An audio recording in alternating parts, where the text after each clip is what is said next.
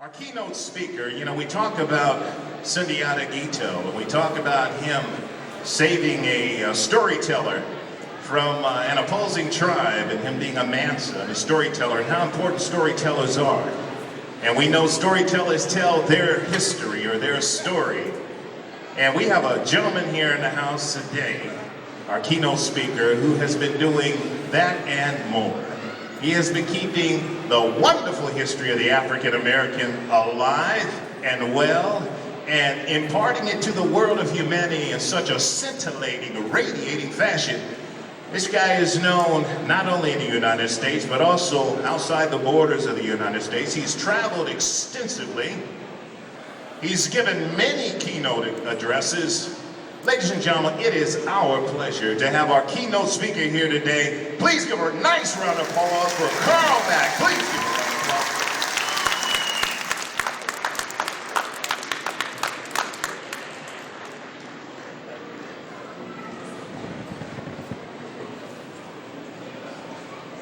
First of all, it's certainly my pleasure to be here, because the mayor and Brother Owens has already woke everybody up. I won't commence with the good evenings. Festival Sundiata. It's supposed to be a celebration about the rich and beautiful culture of Americans of African descent.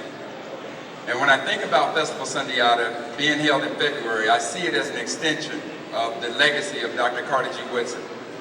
And so I always find it enlightening to talk about how February became Black History Month. There was a child born in New Canton, Virginia in 1875, and for the first 20 years of his life, that child couldn't go to school because he had to stay at home and help support his family, who had just come out of slavery, seeing as though slavery ended in 1865 with the 13th Amendment. Now at that time, at the age of 20, he finally got an opportunity to start his formal education. So it took him less than 2 years to graduate from high school, and afterwards, he went to Berea College in Berea, Kentucky. He went to the University of Chicago, and in 1912, this child got a PhD from Harvard University. Now this marked the first time and the only time in the history of our country that a person who was a direct descendant of slaves, meaning that his mother and father were slaves, had ever received a PhD in this country, and he got that PhD from Harvard University. The person that I'm talking about, the individual that I'm talking about, is named Dr. Carter G. Woodson. Now Dr. Woodson understood something about the history of any people. He understood that without that history, you're lost. So in 1915, he started a group called the Association for the Study of Negro Life and History. In 1921, he started a group called Associated Publishers, and these two organizations, they had 4 goals. One was to promote the writing and research of African American history, and that is how I got my start. Because when I graduated from Mississippi State University with a Bachelor of Science in Mechanical Engineering, I couldn't tell you 100 words about the Black experience. And it was only through the work of a co-worker who was white, who would come in and share different aspects of African American history, and I was intimidated and ashamed that this white person knew more about my culture than I did. So it set me on a path to do something. And one of the things that I was doing, and I didn't even know it at the time, is I began to write and research African American history. And one of the examples of it, or my most shining example, is the 3rd volume of African American history calendar called Black Heritage Day. And every day it features somebody from African American history. And if you're interested in some of them, we'll have them over at the desk, at the table. But again, the 4 things that Dr. Woodson wanted us to do was to promote the writing and research of African American history, to promote the publishing of quality Black information, because many times publishing companies were owned by folks other than us, and if they chose not to print anything positive about us, they simply didn't do that. The 3rd thing he wanted to do was to promote the study of African American history, be that in colleges, universities, churches, fraternity groups, social groups, but the most important place he wanted to promote the study is in the home. But like many of our ancestors, my mother and father, grandmother, grandfather, they went through systemic forms of education. I at least say that about my mother and father because my grandmother and grandfather didn't have the opportunities.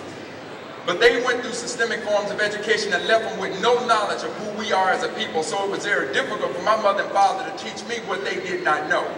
So the next thing he wanted us to do in alignment with the study of African American history is to collect our history. So that if I were to walk into your home and I saw no picture of you, if I just walked in your home and looked at your decor, I should know, based on that, who lives there. I should be able to look at the art on your wall and make an indication of who lives there. I should look at your music. I should look at your books. any of these things that we collect that represent our history. So those are the 4 things that he wanted us to do, was to promote the writing and research of our history, promote the publishing of our information, to promote the collection of our history, and promote the study of our history. Now in 1926, we had the first observance of Black History Month by Dr. Woodson. Now Dr. Woodson chose February, so that takes away that joke that they gave us the coldest and shortest month out of the year, meaning they, meaning white folks. This is something that Dr. Woodson did. Now he made this selection of February in honor of 2 men. Abraham Lincoln, who was born February 12th, and Frederick Douglass, who was born February 14th. But Frederick was like many slaves. He didn't know the exact date of his birthday. But when he was a child, his mother used to call him My Little Valentine, so he chose that day as his birthday. It was Negro History Week. They replaced the word Negro with the word Black. And for many of us who are older, it was Black History Week all the way up through the mid-70s. Keeping in mind that Dr. Woodson died in 1950.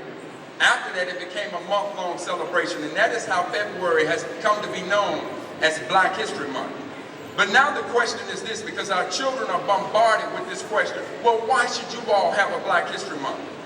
Why should blacks have this opportunity to have this month-long celebration?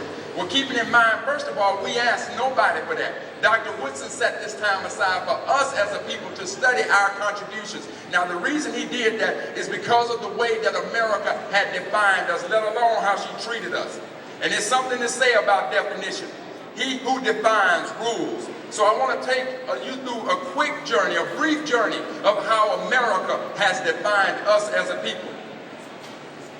In the late 1700s, the 3rd President of the United States, Thomas Jefferson, wrote in his notes on Virginia, his definition of black folks as he saw them was this: I advance it therefore as a suspicion only, that the blacks, whether originally a distinct race or made distinct by time and circumstances, are inferior in the endowments of both body and mind to whites. That is how one of the presidents of these United States, the same president that wrote in the Declaration of Independence that all men are created equal, that is how he defined us, as being inferior, an inferior being. Well, now let's move up from the late 1700s to the late 1800s, 1891. One of my neighbors happened to give me an encyclopedia, if you will. It's a book that kind of had a little bit of everything. One of the pages in that book had it was a page called The Characteristics of the Races. And in 1891, when this book was published, this is how it defined mankind. And I'll only give you 2 references: the way it defined the white person and the way that it defined the black person. In 1891, the definition for whites were this: they are possessed with the highest grade of intellect in obtaining knowledge. And as knowledge is power, they are also the most progressive, and has exercised the greatest and most continuous influence upon the affairs of mankind, at least within the historic period. And there is no symptoms of decay, but daily they are achieving new triumphs. That's a beautiful definition. A beautiful definition. But now look how this book defined the black or the Ethiopian race. Rather imitative than intellectual, but perhaps owning to a lack of opportunity as much to any innate deficiency. Listen to me now. With the marked natural talent for music, have been and still are mostly sunk in barbarianism, and is scarcely to be considered a progressive race, has exercised no influence, no progress on the affairs of mankind. Look at how we were defined. We're imitative. We don't have a creative bone in our body. We're imitative. Has exercised no progress on the affairs of mankind. Nothing have we done, according to this definition, with the marked natural talent for music. Which brings me to a festival like this. To make this festival holistic, I have my ideas and I'll share them with you at the end. Now let's go to 1969. Again, we started in the late 1700s. We came to the late 1800s, and now I want to take you to 1969. When a president that we're all familiar with, Richard M. Nixon, said these words: there has never in history been an adequate black nation, and they are the only race for which this is true. This is president of arguably one of the greatest nations in the history of mankind. And if this is his mindset about black folks, then how do you think his policy would be in trying to make us equal in our opportunities? So when you ask yourself, why should we as blacks have a Black History Month? Because we need to do what schools are not doing to promote the education and the contributions of us as a people. School systems today, even school systems today are talking about why they can't teach black history. Well, Carl, we got Asians, we got Native Americans, we got African Americans, we got all these people. We can't teach everything. The hell you can't. You can and you must. But more than that, we as a people can no longer allow them to define us because they are leaving our children with a sense and a feeling of inferiority. And this is what I think about today. They ask me, cultural diversity is the buzzword now. Well, let me tell you how I see cultural diversity. There's a table there. And there's going to be representatives from every culture sitting at that table. So we will call this table the table of cultural diversity. Come with me and let's take a look at everybody that's sitting at that table. The Europeans, of course, going to come to the table of cultural diversity. And they're going to bring thousands of years of culture and history with them when they sit at the table of cultural diversity. The European Americans are going to sit at the table of cultural diversity with thousands, at least hundreds of years of culture and history. They're going to sit at the table. The Asians are going to come and sit at the table of cultural diversity with thousands of years of cultural and history. The Latinos are going to come sit at the table of cultural diversity with thousands and thousands of years of culture and history. The Native American brothers and sisters are going to sit at the table of cultural diversity with thousands upon thousands of years of culture and history. Then the African from America is going to sit at the table of cultural diversity. And based on our systemic form of education, when have we ever learned of our experience in this country? So when we take our seat at the table of cultural diversity, who do we talk about? We talk about everybody else's except us. We want to talk about gay rights. We want to talk about veteran rights. We want to talk about military rights. We want to talk about Asian and everybody else's rights except ours because we don't know our experience. And yet we are sitting at the table of cultural diversity. That is the new buzzword that they tried to tell us. Our children today cannot even start black student unions in school because they are made to feel as though to be proud of who you are as a black folk is to be racist. They don't tell the teachers not to form a teachers union. They don't tell laborers not to form a labor union, but they tell black children in schools not to form a black student union. Right. And yet they will not teach us who we are as a people. We must do it, people. This is why we must need this Black History Month. Because when I sit at the table of cultural diversity with no knowledge of my culture, what happens when my children aspire to be the great writers? Look at what they're reading. They're reading great American classics as defined by the institutions as Gone with the Wind, Moby Dick, or Huckleberry Finn, where every other word is nigger. That is the culture. Those are the books that you want my children to read and influence them to be great writers? Oh no, you need to have them to read Ralph Ellison's Invisible Man, Carter G. Woodson's The Miseducation of the Negro, and then go even further and read Alexander Dumas's The Three Musketeers. Oh my bad. See, when you looked at The Three Musketeers, you saw Kiefer Sutherland and all them other white guys playing them parts, didn't you? Oh no, let me tell you about Alexander Dumas. See, Dumas was a black Frenchman who wrote about his father, Napoleon, who was a general in Napoleon's army, a man that was said to be of legendary strength, that he could ride underneath a beam, grab that beam and lift that horse up. He was writing about his black father and his black friends. So see, when you see the movie The Three Musketeers, you shouldn't see Kiefer Sutherland. You should see Denzel and Arsenio, and maybe even me. That's who you should be seeing when you see The Three Musketeers. When my children want to be artists, we don't need to put up classics like Michelangelo and Picasso and Van Gogh as the only classical black artists. Give my children their Jacob Lawrence. Give them Edward O'Tanner. Give them my black artists. When my children want to be dancers, They need to understand that they can do more than shake it like a hoochie on a music video. They need to see the grace of Alvin Adley. They need to see the grace of Judith Jameson. But again, these schools, they deny my culture, they deny my history, and they deny my children the belief that they can fly. When my children want to be statesmen, I don't need to understand about all these other statesmen that they parade in front of them, the Thomas Jefferson, the John Adams, the John Jays. Tell my children about Ron Brown. Tell them about Maxine Waters. And if you want to go even way back in time, tell them about Robert Smalls, born a slave in South Carolina in 1839. In the the most racist state in the Union, South Carolina. Still flying the Confederate flag like it's all that. But Robert Smalls, born a slave there, and as a hero in the Civil War, he rose up from slavery to serve as a senator in the state Senate of South Carolina, and then went on to serve in Congress during Reconstruction to be the African American who served the longest period of time there. If you want my children to enter politics, give them their great black role models. Teach them our history.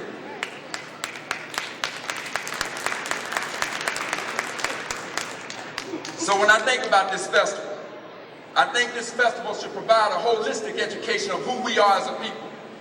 Don't just provide the arts and entertainment, but provide the true education. Talk about the African American experience. Fill the void that is there. Should be African American workshops to talk about our experience. To go through school without a knowledge of who we are as a people is absolutely asinine. How can we call ourselves an educated people? I know PhDs who know absolutely jack about the African American experience, and yet this country wants to call them an educated people. Sent me up out of Mississippi State with a Bachelor of Science in Mechanical Engineering talking about I'm educated. I was an educated fool. Had no insight to who I am as a black person, and that's why sometimes when they put leaders in positions of power who should now be there as a voice for us, they don't hear our voice because they don't understand the experience of us. They forget, they develop amnesia. That's what they've trained them to do. That's what Carter G. Woodson said. Carter G. Woodson said real education means to inspire people to live more abundantly, to begin with life as they find it, then to make it better. But the instructions thus far given most Negroes in colleges and universities has worked to the contrary. In many cases, it simply increases the number of malcontents who offer no solutions about the problems in which they complain. In other words, we have black folks that'll complain about problems till the cows come home, but ain't got not one solution about it. Why? Because they've ignored that history. They run from that history of who we are as a people. Left our children morally bankrupt in a method of self-hatred. If I can talk about why we as a people need our history, I'll put you to this term. I don't care what group I've dealt with. If I've dealt with the lowest of low in our groups of people, if I dealt with the highest of high, there's one form of self-hatred that continuously runs rampant through our community, and I shall address it now. It is that N-word, nigga, nigga, nigga. Can't understand. No, I do understand, and that's why I'm going to talk to you about it now. See, white people, my children try to justify today. What caused the difference? White people say nigger, we say nigger. It's a difference. Ain't no difference. We've been trained to hate ourselves, and this came to light to me when I understood what Dr. Bobby Wright, a psychologist from the University of Chicago, said when he defined menticide. He said menticide is the systematic and deliberate destruction of a person or a group's mind with the intent to exterminate that person or that group. In essence, people, we've been trained to hate ourselves. Every time we use that insulting, derogative word, we're hating ourselves. Our children today want to try to put a new meaning on it. You can't clean up that word with 400 years of hatred to it. So every time I hear that word, the word nigger, I think of the pain associated with it. Let me take you to just one aspect of that pain. There was a woman in Valdosta, Georgia back in 1921. She was 8 months pregnant. A mob had killed her husband. And she cried out at the injustice of this act. This mob heard about her crying out about this, and they wanted vengeance. So they came and they grabbed this woman. They took her to a place out in the woods. They tied her about her ankles and they pulled her up a tree. They poured motor oil and gasoline all over her body and they set her afire. And they said that you could smell the burn of flesh. And even though her clothes had burned completely off, her body is burned, she was still alive, moaning and groaning. When a man walked up from that mob and he grabbed a knife and he slitted her from her vagina upward. bellies gutted open, her 8-month fetus fell to the ground, and they cried out, and this man, he stomped the life out of it. So for my brothers and sisters who think it's a badge of honor to call each other niggas, I ask you, what do you think the last words she may have heard when this act was taking place? To my brothers who seem to think it appropriate to call our sister bitches and hoes, what do you think that sister was hearing? If you truly indeed love yourself, then learn who you are. And don't let America define you, and don't try to take some ugly derogatory term like the word nigga and think it's a badge of honor, and that's what being black is all about. We must learn to love ourselves, because every day that we use that term, every movie that we go and support that's calling us niggas, bitches, and hoes is movies that we got to get away from. We're better than that. That is what this country has taught us to do, and it has taught us to hate ourselves. And we must remove ourselves from that. So I'll close with these words from the same brother who started Black History Month, Dr. Carter G. Woodson. Education. Real education begins with the people themselves. Look at the curriculum. Look at what we've gone through, and look what our children are now going through. No knowledge of who we are as a people. This fake education that these institutions are giving us, no more. Ochevsky and every other superintendent, when you want my tax dollars, then you put in place a curriculum that teaches my children how beautiful they are. Right now you're killing them. And I'm stupid for standing here letting them do it. Them days are numbered, they're short, they're over. We have a beautiful, rich history. And it's about time we dig into it and understand who we are as a people. God bless you all, and thank you.